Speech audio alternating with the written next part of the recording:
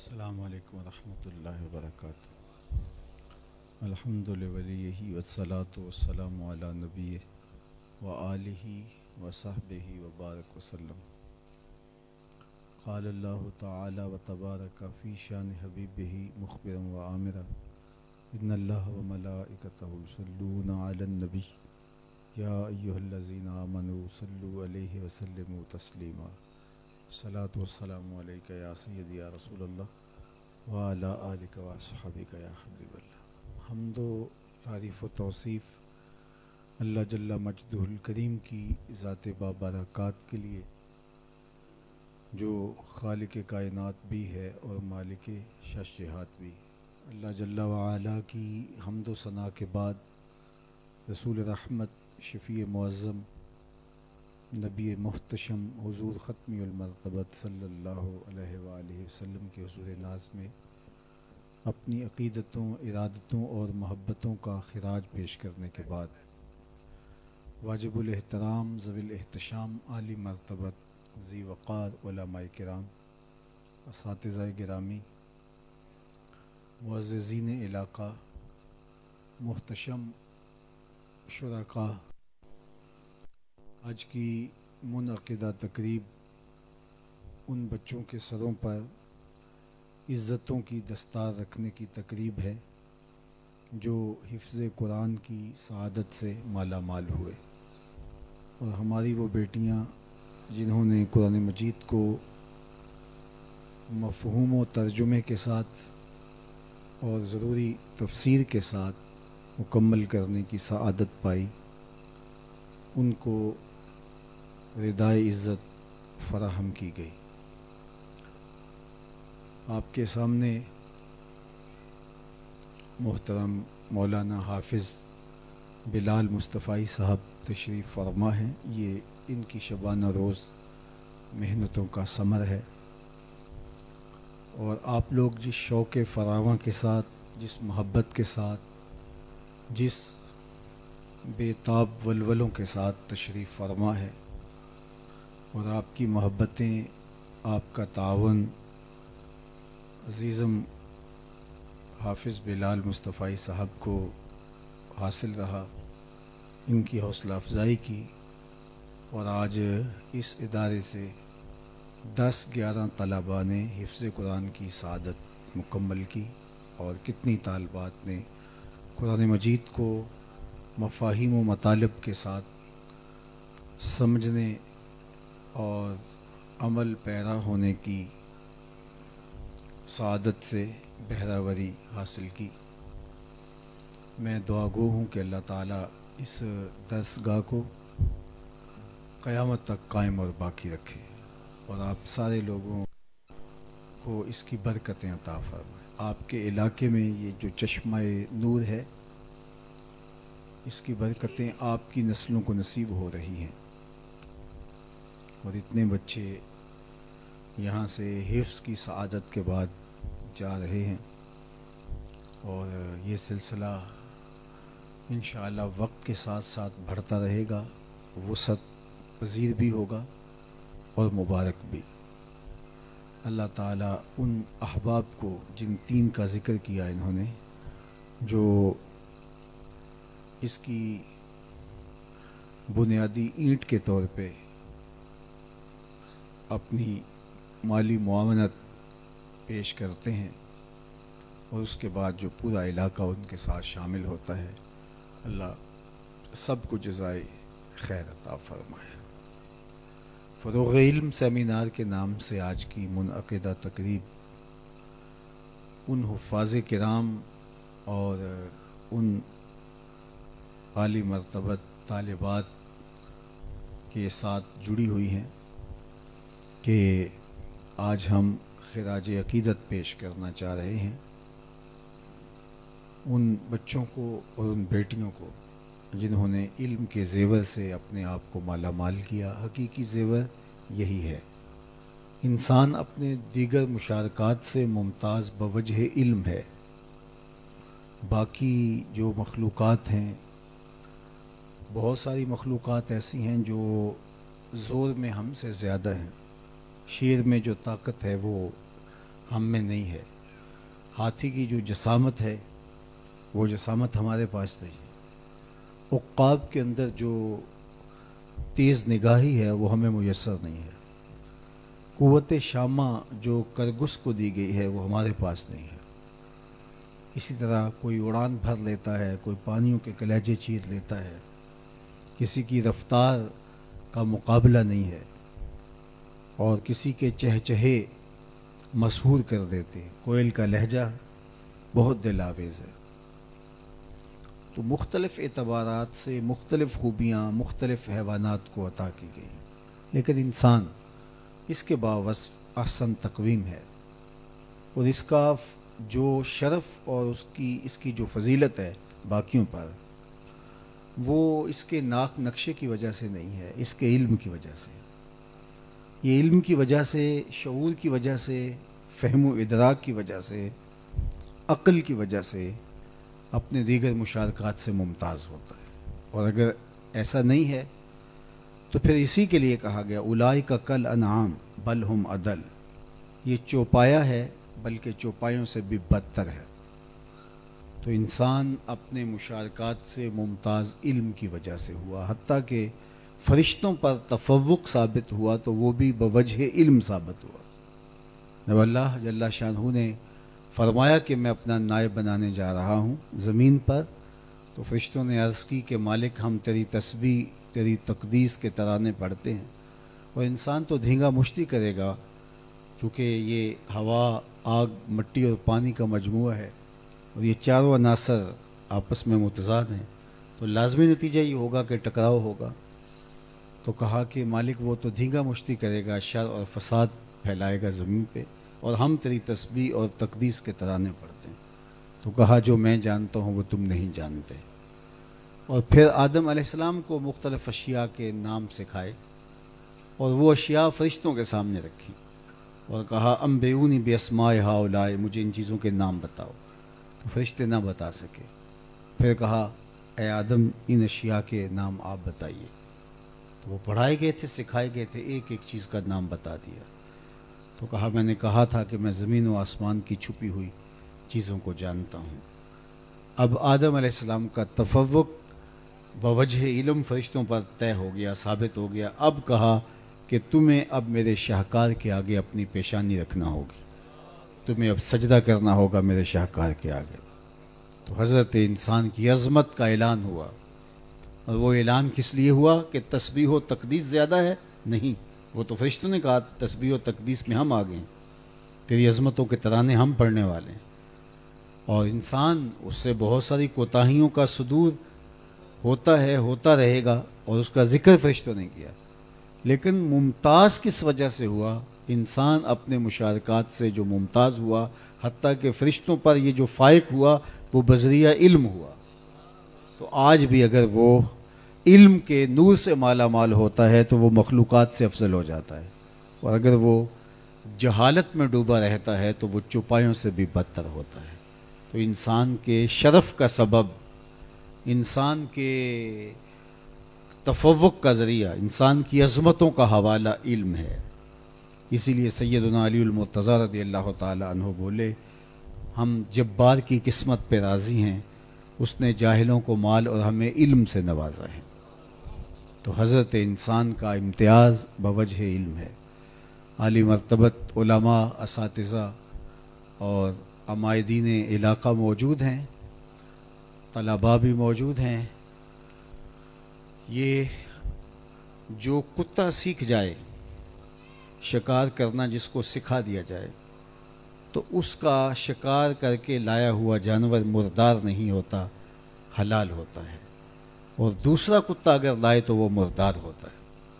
تو اگر ایک کتا سیکھ جائے تو وہ باقی کتوں سے ممتاز ہو جاتا ہے، تو انسان سیکھ جائے تو کیا مرتبہ ہو۔ حضرت امام فخر الدین رازی نے تفسیر کبیر میں لکھا کہ حضرت سلیمان علیہ السلام نے جب وادی نمل میں چونٹیوں کو یہ کہتے ہوئے سنا کہ جلدی جلدی اپنی بلوں میں داخل ہو جاؤ، اللہ کے نبی کا لشکر تمہیں بے خبری میں کچل نہ ڈالے۔ واقعہ آپ کے ذہن نشین ہے، صرف اشارہ کرنا مقصود ہے۔ 3 فرسخ دور وادی نمل سے حضرت سلیمان علیہ السلام اپنے لشکر کے ہمراہ جا رہے تھے۔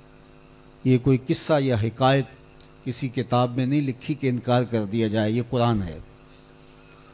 تو دور سے چیونٹیوں نے لشکر سلیمان کو آتے ہوئے دیکھا تو وہ کہنے لگیں کہ جلدی جلدی اپنی بلوں میں داخل ہو جاؤ۔ ان کی جو سردار تھی چیونٹی، اس نے کہا جلدی جلدی اپنی بلوں میں داخل ہو جاؤ، اللہ کے نبی کا لشکر بے خبری میں تمہیں کچل نہ ڈالے، یعنی ان کا التفات نہ ہو، توجہ نہ ہو اور تم پاؤں تلے آ کے روندی جاؤ۔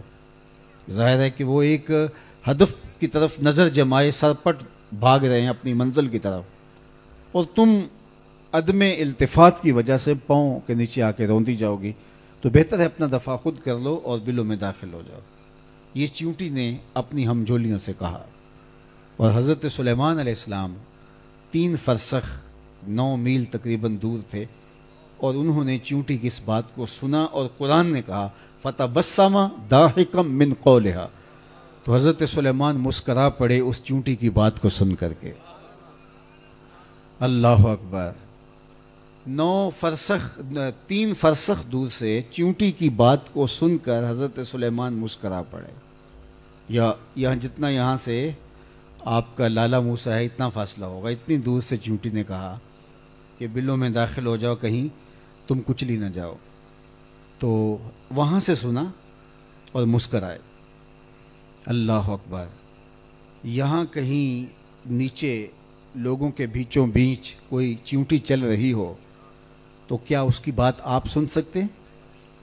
چلو کوئی آپ ایسا آلہ لگا لیں جس سے سماعتوں کی قوتیں، شنوائی کی طاقتیں تیز ہو جاتی ہیں تو پھر سن پاتے ہیں۔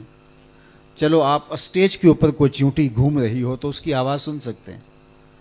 چلو وہ وہاں سے اٹھا کر تنکے پہ ڈال کے آپ کے کان پر رکھ دی جائے تو اس کی سرسراہٹ آپ کے کان کے پردے پر محسوس تو ہوگی، لیکن آپ یہ نہیں بتا سکتے کہ یہ چیونٹی کیا کہہ رہی ہے۔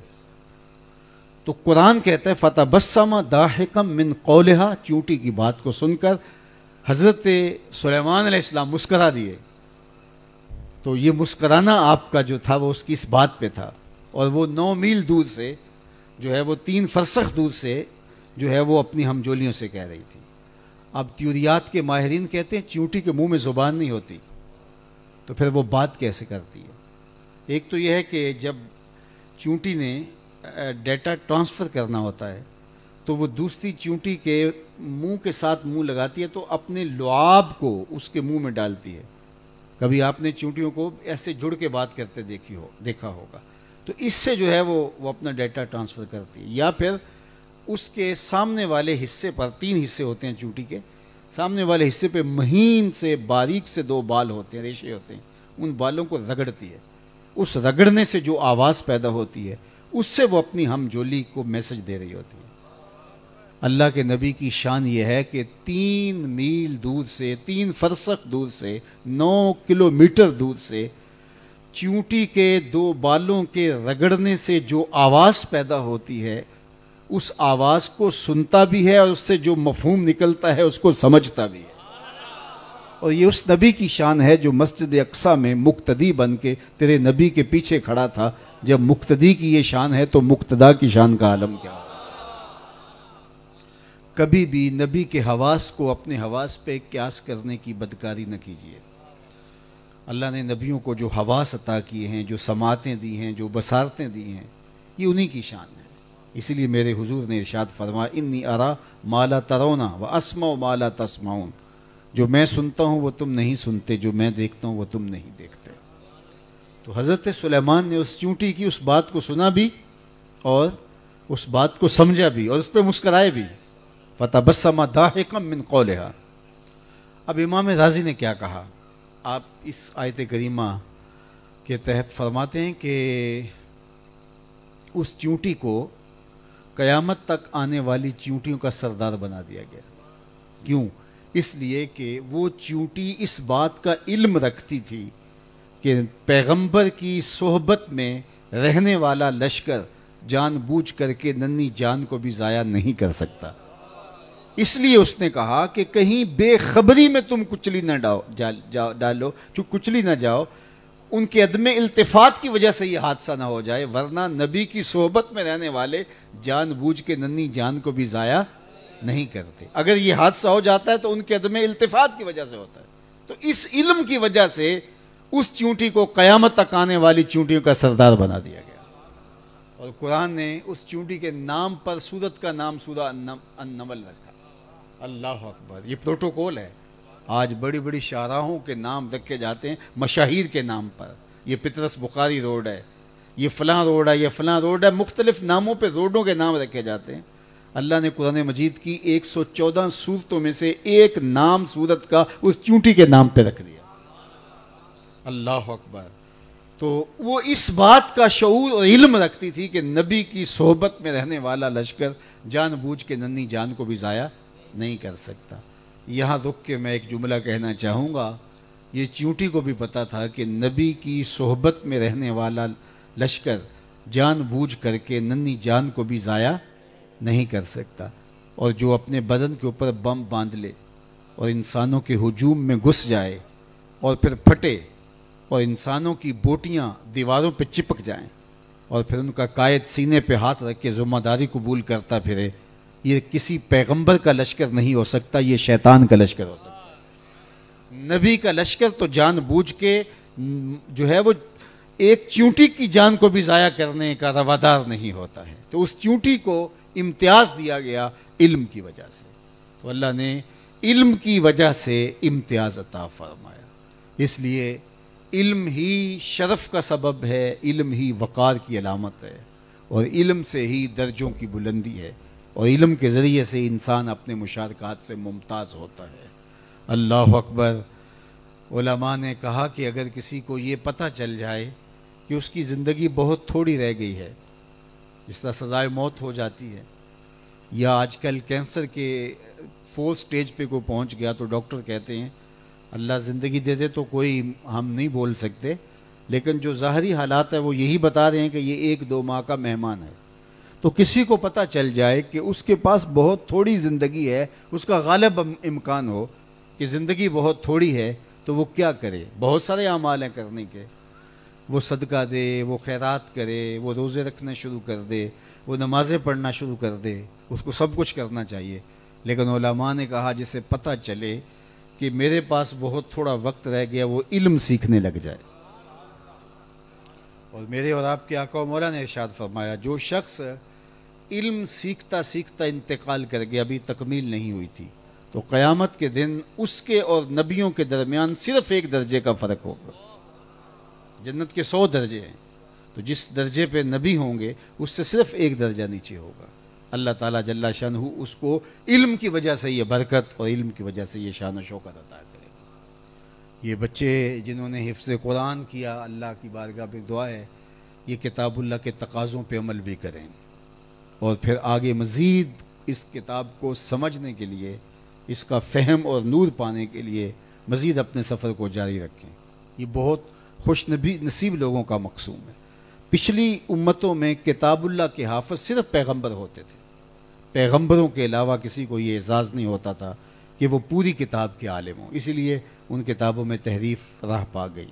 اگر ساری کتاب کے حافظ ہوتے تو ایسا نہ ہو پاتا، لیکن اس امت کو اللہ نے یہ اعزاز دیا ہے کہ 7 سال کا بچہ بھی ہے، پورا قرآن سینے میں موجود ہے۔ تو اللہ نے یہ اعزاز دیا، یہ فخر دیا، اور اس امت کے اوپر یہ لازم ہے کہ اس میں حافظ موجود رہیں تاکہ قرآن مجید کی حفاظت کا جو ظاہری انتظام ہے وہ پورا ہوتا رہے، ورنہ اللہ نے اس کی حفاظت اپنے ذمہ کرم پہ لی ہے۔ تو خوش نصیب بچے ہیں جنہوں نے حفظ قرآن کی سعادت پائی، اور خوش نصیب ہیں ان کے والدین کہ جن کے بیٹوں نے حفظ قرآن کی سعادت پائی۔ قیامت کے دن حافظ قرآن کو تو جو اعزاز ملے گا سو ملے گا ہی گا، حافظ قرآن کی وجہ سے اس کے والدین کو یہ اعزاز ملے گا کہ ان کے سر پہ نور کا تاج رکھا جائے گا جس کی ضوء شمس و قمر سے بھی زیادہ ہوگی۔ یہ کون لوگ ہیں جو اتنی روشنیوں اور اتنے اجالوں کے نقیب بنے ہوئے ہیں؟ تو کہا جائے گا یہ حافظ قرآن کے والد صاحب آ رہے ہیں کہ اس کے چہرے سے اور اس کے سر پہ رکھے ہوئے نورانی تاج سے جو نور نکل رہا ہوگا وہ سورج اور چاند سے بھی زیادہ روشن اور زیادہ اجالے بانٹ رہا ہوگا، تو کیا پھر کہنے ہوں گے حفاظ کے والدین کے اور حفاظ کے اساتذہ کے اور وہ لوگ جنہوں نے معاونت کی اداروں کے اندر، جنہوں نے معاونت کی، مال پیش کیا اور یہ کام آسان ہو گیا۔ ظاہر ہے اس کے لیے اخراجات اٹھتے ہیں، کتنے لوگ اپنے کام کاج چھوڑ کے اس کام کے لیے وقف ہوتے ہیں، ان کے گھروں کی کفالت اپنے ذمے لی۔ تو خوش نصیب ہیں وہ لوگ کہ جو اس کام کے اندر اپنے آپ کو لگا دیتے ہیں۔ اللہ کے محبوب علیہ السلام نے ارشاد فرمایا کہ صبح اس حال میں کرنا کہ تو عالم ہو، اور اگر یہ نہیں کر سکتا تو اس حال میں صبح کرنا کہ تو علم سیکھنے والا ہو، اور اگر یہ بھی نہیں کر سکتا تو اس حال میں صبح کرنا کہ تو علماء کی صحبت میں بیٹھنے والا، اور اگر یہ بھی نہیں کر سکتا تو اس حالت کے اندر تو اٹھنا صبح اس حالت میں کرنا کہ تو علماء کے ساتھ محبت کرنے والا ہو۔ اور پھر فرمایا ولا تکن الخامس، پانچواں نہ بننا، اگر پانچواں بنا تو ہلاک ہو جائے گا۔ تو آج بہت سارے لوگ ہیں جو پانچویں بن جاتے ہیں، نہ تو وہ خود عالم ہوتے ہیں، نہ متعلم ہوتے ہیں، اور نہ ہی وہ علماء کی صحبت میں بیٹھ کے ان کی برکات کو حاصل کرتے ہیں، اور نہ ہی یہ کہ ان علماء کے ساتھ محبت کا ربط رشتہ استوار رکھتے ہیں، اور وہ پانچویں بن کر کوئی تنقید کا جملہ اٹھا لیتے ہیں اور جس کے نتیجے کے اندر وہ اپنی ساری زندگی اس پہ برباد کر دیتے ہیں۔ یہ بات ذہن میں رکھیے، حافظ ہوں یا عالم ہوں، یہ فرشتے نہیں ہوتے، یہ بھی ہمارے جیسے گوشت پوست کے بنے ہوئے انسان ہوتے ہیں، بہت ساری کوتاہیاں کمیاں ان کے ساتھ بھی جڑی ہوتی ہیں، لیکن اللہ نے ان کو جو ڈیوٹی عطا کر دی ہے اور جو ان کو اللہ نے فہم دے دیا، جس طرف لگا دیا، صبح سے شام تک ایک ہی شغل ہے۔ ہمارے بھی اب تو ہم مرکز میں ہیں تو وہاں صرف درس نظامی کا سیٹ اپ ہے، جب ہم مسجد میں ہوتے تھے تو وہاں حفظ القرآن کے بھی بچے تھے، تو اب بھی وہ الگ نظام تو ہے لیکن میرا اب وہاں آنا جانا نہیں ہوتا۔ تو اس زمانے میں جب میں رات کو لیٹ سفر سے، جس طرح آج لیٹ جاؤں گا، تو رات لیٹ سفر سے جاتا تو میں مسجد میں داخل ہوتا، گھر جانے کے لیے مسجد کے اندر سے گزر کے جانا ہوتا، تو میں دیکھتا تھا کہ اندھیرا ہے، جس طرح رات بعض کا لوگوں کو نیند میں بولنے کی عادت ہوتی، تو میں دیکھتا کہ کہیں کسی کونے سے قرآن مجید کی پڑھنے کی آواز آ رہی اور اندھیرا ہوتا، تو میں لائٹ جلاتا تو میں دیکھتا کوئی بچے سوئے ہوئے قرآن پڑھ رہے ہوتے۔ میں نے کہا کہ یہ کتنے خوش نصیب ہیں جن کی خوابوں میں بھی قرآن چلتا ہے، جن کی خوابوں کے اندر بھی قرآن کی تلاوت اور قرآن کے نغمے چلتے ہیں، تو یہ خوش نصیب۔ ان کی کوتاہیوں سے درگزر کرنا چاہیے۔ عمر ہوتی ہے، ہمارا بچہ شرارت کرے تو ہم کیوٹ کہتے ہیں، بڑا کیوٹ بچہ ہے، اور ہمارے ہی محلے کا اسی عمر کا بچہ حفظ کر رہا ہو، وہ شرارت کرے تو ہم کہتے ہیں لو جی حافظ صاحب نے شرارت کی ہے، اور پھر اس کو پھیلا کر کے اس جو ہے وہ ایسا ماحول کرتے ہیں جس طرح اس نے کوئی کفر کر دیا ہو، حالانکہ یہ عمر ہے، یہ بچہ شرارت نہ کرے تو تعجب ہونا چاہیے کہ یہ بچہ ہے تو شرارت کیوں نہیں کر رہا ہے، اس کو ڈاکٹر کے پاس لے جاؤ۔ بچے کی فطرت اور طبع کے اندر یہ چیز رکھی ہے، لیکن ہمارا اپنا بچہ شرارت کرے تو کیوٹ کہلاتا ہے، لیکن اگر حافظ قرآن اس عمر میں بچہ شرارت کرے تو ہم کہتے ہیں لو جی اس کو تو بالکل سنجیدہ ہونا چاہیے، 80 سال کے بزرگ کی طرح۔ لیکن یہ ہماری جو ہے وہ ہمارا دوہرا معیار ہے۔ تو اس عمر کے بچوں کو بھی بچہ ہی سمجھیے، اور یہ بچہ اس عمر کے اندر قرآن سیکھ رہا ہے، یہ اس کا ہے پلس پوائنٹ جس کے اوپر ہمیں اس پر محبت کرنی ہے۔ باقی وہ بچہ ہمارے بچے کی طرح ہی ہے، باقی بچپنا تو اسی طرح اس کے دل دماغ میں راسخ ہے، اور اس وجہ سے اس سے جو اس طرح کا کوئی عمل صادر ہوتا ہے تو اس سے ہم خام خواہ ناراض اور بگڑنے کی کیا ضرورت ہے، اس سے بھی یوں ہی لطف اندوز ہوا جا سکتا ہے جس طرح اپنے بیٹے سے اور اپنے بچے سے لطف اندوز ہوتے ہیں۔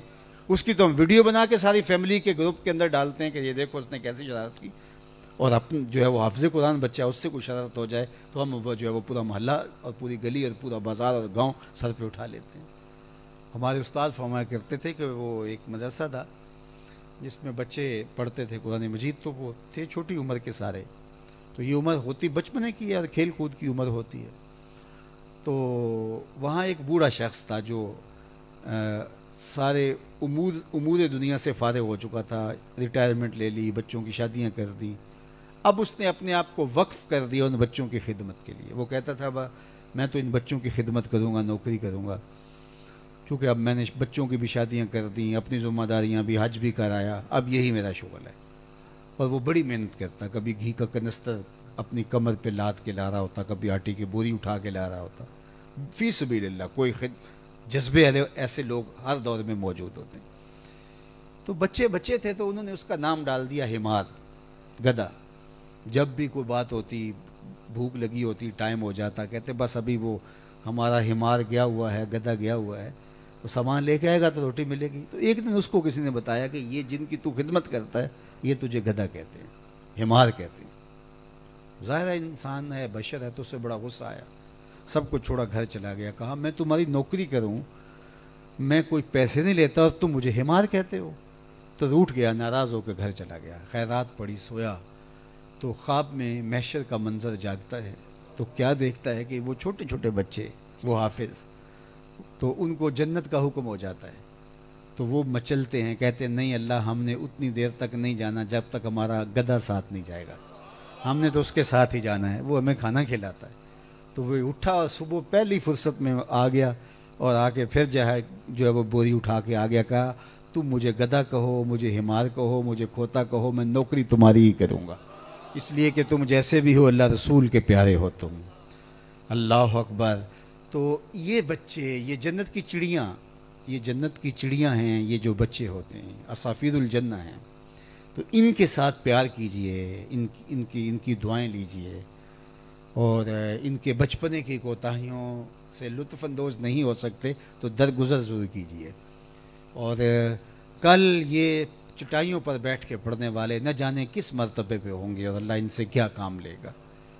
جہاں میں پڑھا ہوں مجھے نہیں پتا کہ وہاں کس کس نے معاونت کی تھی، اور میں نام بھی نہیں جانتا، لیکن اگر آج اللہ کچھ خدمت اپنی توفیق سے لے رہا ہے اور اگر اس کی بارگاہ میں قبول ہے تو ان اشخاص کو کتنا ثواب پہنچ رہا ہوگا. تو نہ جانے یہ بچے کل کلاں کس منصب پہ ہوں گے اور اللہ ان سے کتنا بڑا دین کا کام لے لے گا. تو سعادت مند وہی لوگ ہوتے ہیں کہ جو ہے وہ مثبت مزاج ہوتے ہیں، اور وہ اس بات کا خیال رکھتے ہیں اور اچھائیوں کو فروغ دیتے ہیں، شر کی نفی کرتے ہیں اور اچھائیوں کو فروغ دینے کی کوشش کرتے ہیں. مجھے یہ جب سے یہ آئے ہیں 3-4 سال ہو گئے، تو بارہا انہوں نے کہا کہ یہاں کوئی تقریب کرنی ہے، تو میں نے بارہا یہ ارادہ بھی کیا کہ ضرور، چونکہ جہاں جہاں ہمارے اسلامک سینٹرز قائم ہیں تو میرا جانا آنا گاہے گاہے رہتا ہے. تو یہ کوئی اتنا دور بھی نہیں تھا، لیکن کسی وجہ سے مصروفیات بن جاتی اور میں نہیں آ پایا. تو ابھی مجھے ہفتے کے دن جو ہے وہ بتایا گیا کہ بہت زیادہ اسرار ہے. تو میں نے کہا کہ ٹھیک ہے، میں جمعرات کو تھوڑا ایزی اپنے آپ کو رکھتا ہوں، تو میں اس دن چلا جاؤں گا. حالانکہ جمعرات کا میرا دن کوشش ہوتی ہے میں مرکز میں گزاروں. تو اللہ کا شکر ہے کہ آج تکمیل ہوئی، تو مجھے دیکھ کر کے بڑی قلبی فرحت ہوئی. ایک چمن آباد ہے، ایک خوشبو پھیلی ہوئی ہے، اتنے بچوں نے حفظ قرآن کی سعادت پائی ہے. تو میری دعا ہے کہ اللہ تعالیٰ عزیزم بلال کو اور برکتوں سے نوازے. ان کی اہلیہ بھی ان کے ساتھ دست و بازو ہیں ان کی، اور اس علاقے کی بچیوں کے لیے وہ خیر کا، قرآن مجید کے پیغام کے فروغ کا ذریعہ ہیں. اللہ ہماری اس بیٹی کو بھی جزائے خیر عطا فرمائے، اور ہمارے جو اس جگہ کے وقف کنندہ ہیں اور جو معاونین ہیں اللہ سب کو جزا دے. بلکہ میں کہتا ہوں جو گزرتے ہوئے محبت کی نظر سے دیکھ کے گزر بھی جاتے ہیں، اللہ ان کو بھی جزا سے محروم نہ رکھے. عالی مرتبت اساتذہ تشریف لائے، سفر کر کے علماء تشریف لائے، علاقہ بھر کے علماء ہیں، معززین علاقہ ہیں. آپ جتنے لوگ تشریف لائے میں آپ کو مبارکباد دیتا ہوں، اور بارگاہ حضرت میں دعا گو ہوں کہ اللہ اس مرکز کو یوں ہی قیامت تک آباد رکھے اور اس کو مزید وسعتوں سے مالا مال فرمائے. کار ما آخر شدو، آخر زما کار نشد، مشت خاک ما کو بارے کوچائے یار نشد، و آخر دعوانا ان الحمد للہ رب العالمین. اللہم صلی علی سیدنا و مولانا محمد معدن الجود والکرم والہ واصحابہ وسلم. اللہ اٹھے ہوئے ہاتھ کبھی خالی نہ موڑے جائیں، پھیلی ہوئی جھولیاں رحمتوں سے بھر دی جائیں، اپنی پناہیں، اپنی امان اور حفاظت حصار عطا کیا جائے. بالخصوص ان بچوں کو، ان بیٹیوں کو جنہوں نے قرآن مجید کی تعلیم کا نور پایا، اور اللہ ان کو اس کتاب کے تقاضوں پہ عمل کی توفیق بھی ارزانی فرمانا. اس علاقے کے حال پہ رحم فرمانا، یہاں کے باسیوں اور مکینوں کے حال کے رحم فرمانا، وقف کنندگان اور جملہ مومنین محبین مخلصین جتنے لوگ موجود ہیں اسٹیج پہ، نیچے، دائیں بائیں، اوپر چھتوں پہ، سب کو جزائے خیر عطا فرمائے۔ پردے میں بیٹھ کر سننے والی مائیں بہنیں بیٹیاں، اللہ کسی کو بھی اجر سے محروم نہ رکھنا، اور اس پورے علاقے کو اللہ نور و نکھت، روشنی، اجالوں اور برکتوں کا مینارہ نور بنا دے۔ ہماری دعائیں، التجائیں اور ہمارے پھیلے ہوئے ہاتھ مستجاب فرمانا۔ وصلی اللہ تعالی علی النبی الامین وآلہ وصحبہ اجمعین برحمتک۔